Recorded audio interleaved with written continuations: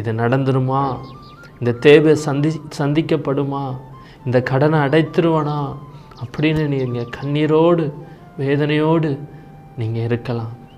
கர்த்தர் உங்களை பார்த்து சொல்கிறார், நீ பயப்படாத மகளே, உனக்கு வேண்டியபடியெல்லாம் நான் செய்வேன் என்று ஆண்டவர் வாக்கு கொடுக்கிறார். உனக்கு என்ன தேவை, என்ன காரியம் உனக்கு தேவையாக இருக்கிறது, அதை நான் சந்திப்பேன். அதான் ஆண்டவர் சொல்கிறார்ல, நீ என்னிடத்தில் வந்து முழங்கால் படியிட்டு வேண்டிக் கொள்ளும்போது உன் வாயிலிருந்து சொல் வருவதற்கு முன்பாகவே உன் தேவை என்னன்னு நான் அறிந்திருக்கிறேன் என்று ஆண்டவர் சொல்கிறார். ஆனாலும் என்னுடைய பிள்ளை வாய் திறந்து கேட்கணும் என்று அவர் விரும்புகிறார். முழங்கால் படியிடுங்க.